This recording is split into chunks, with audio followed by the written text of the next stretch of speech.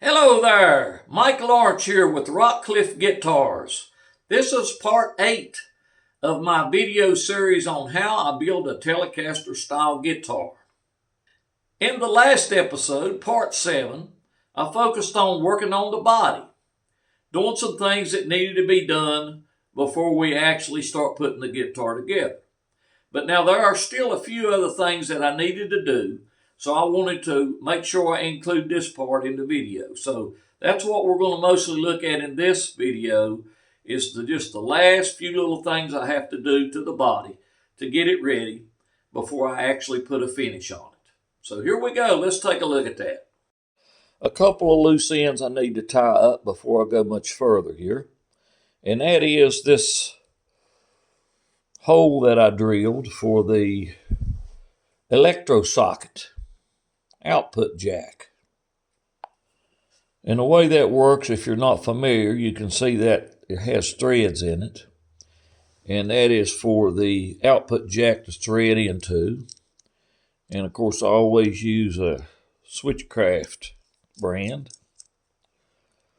And you can tell it's Switchcraft because it says Switchcraft right on it, right there. It's branded, stamped into the output jack.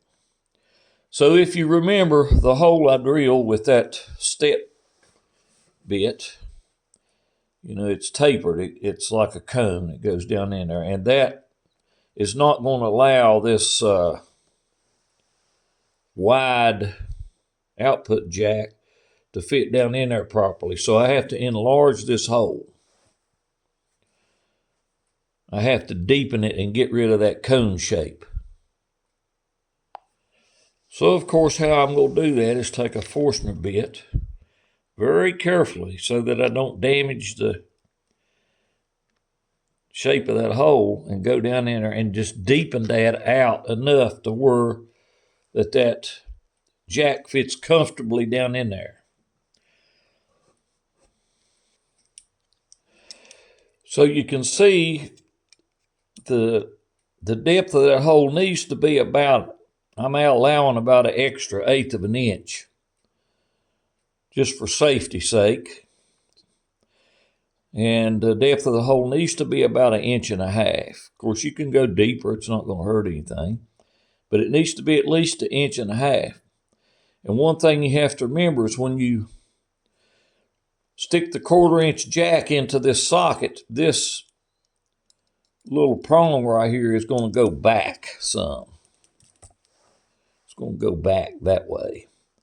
So when that goes in there, that's going to bend back. And you don't want it to hit the wood and make it difficult to insert the jack.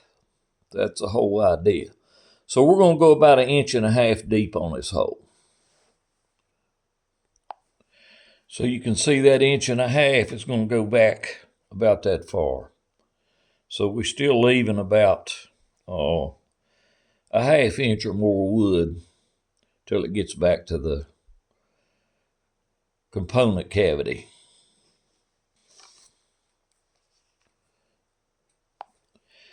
So that's what I'm going to do right now, very carefully. I'm going to try to do it on camera. So I just take my time.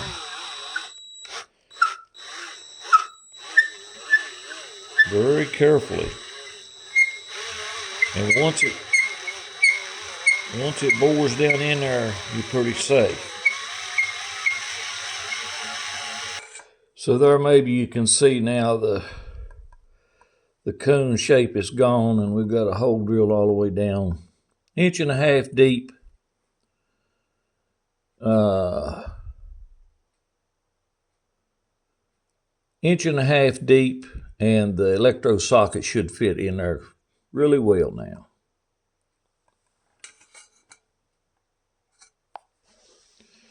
So you can see now it should just drop right in there, and it does. Fits just like it's supposed to now. Of course, those screws will be turned a different way, but you get the point.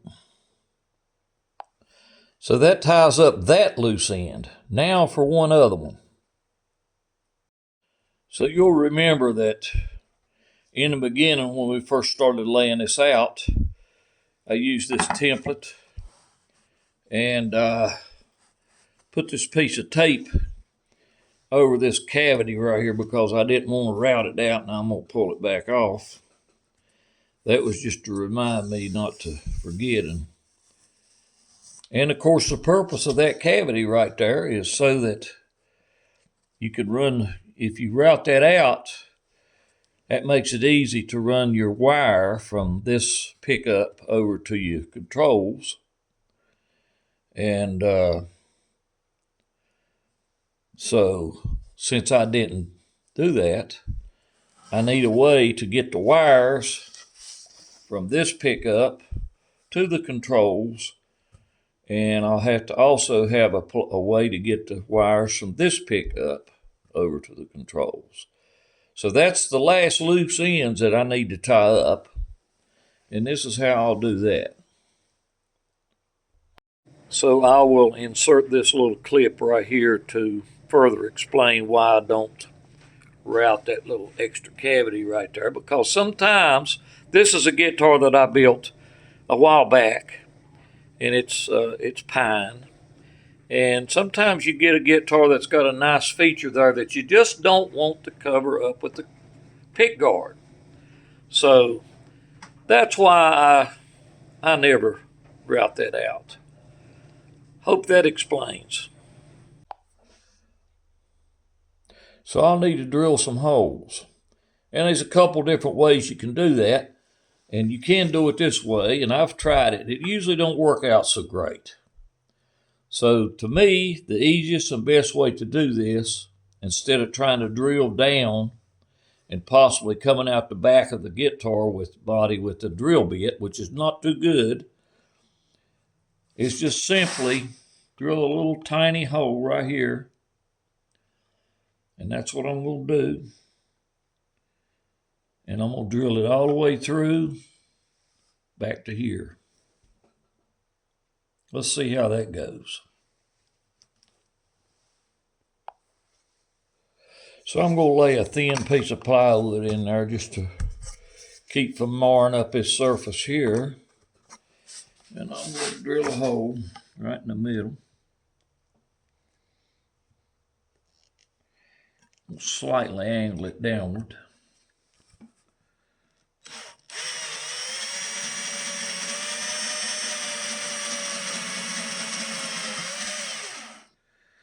Now that's a long way to drill right there, and again, we don't want to come out the bottom of the guitar and ruin it, so we're going to be careful. This is a 3/16 inch drill bit. Diameter is plenty big enough that the wires will go through there.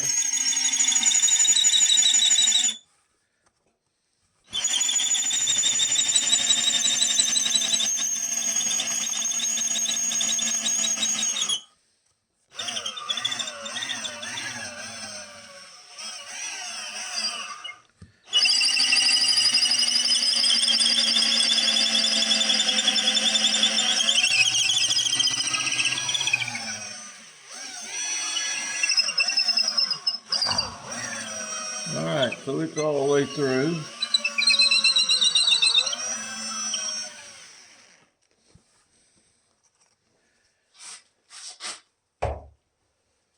So the way I look at it is I'd much rather have this tiny little 3/16 hole right here that you can barely see, which is hidden by the neck when it's in there, than having this big place routed in the top. Of course, that is a way to get rid of a little more weight, but in this case, this body's working out pretty good. Since I deepened the cavities, seems like it's taken enough weight off of it that it's very much within acceptable weight range. So next, one more hole to drill. And this hole needs to go from this pickup cavity to the control cavity. For that, I'm going to put in a slightly bigger drill bit because 2 wires has to go through that hole. Actually 3.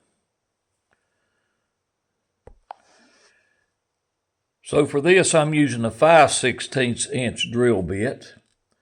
And I want to protect this wood here, even though it'll probably be covered up with a pick guard. I don't want to mar it up.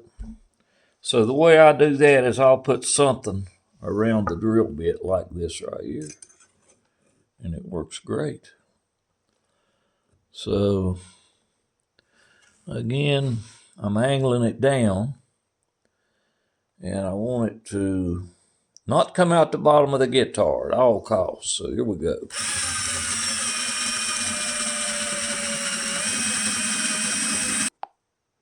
So here you can see where the hole come out inside the cavity, and it's right on the very bottom. So this is where you have to be really careful that you don't come all the way through the bottom of the guitar. It can happen. Well, I've got all those loose ends tied up now, and the next thing I'll do is I'll go around all the edges of the guitar with, I'll start out with something like, this is 120 grit, and smooth all these edges out really nice and make them uniform in look and feel. So I start out with, another thing I do too is if there's any pencil marks, but you remember this mark right here, I'll take an eraser and get rid of all that. I think that's about the only one. Nothing on the back. You see I've got some stickiness left on here from where I had double-sided tape, and I'll get rid of all that. And go all the way around with sandpaper, and then I'll gradually work up to finer and finer grits. I will hand sand the front and the back.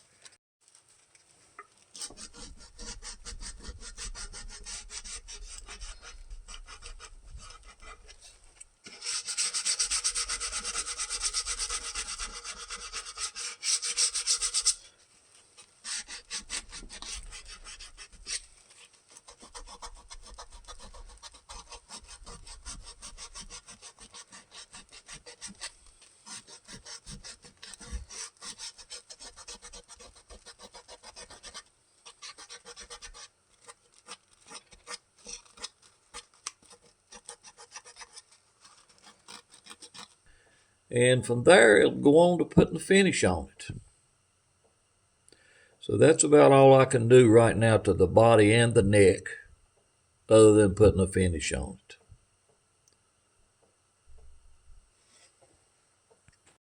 All right, here I'm working on putting a burst collar on the back of the guitar body. Looking pretty good. All right, so we've got the front or top looking pretty good. I'm kind of liking it. So we will see how it goes from here. All right, I'm getting ready to throw a clear coat on it now.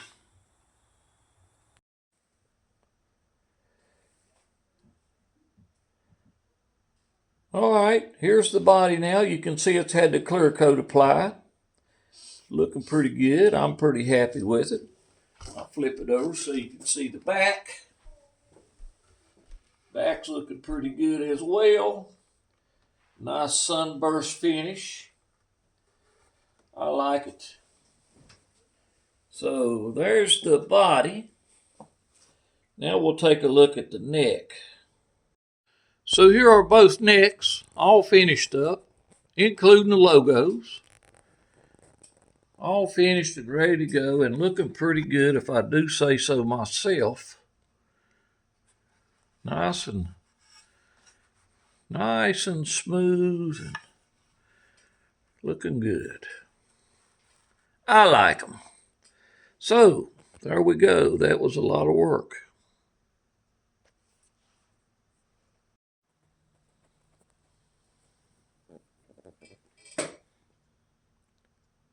2 necks are better than 1 neck.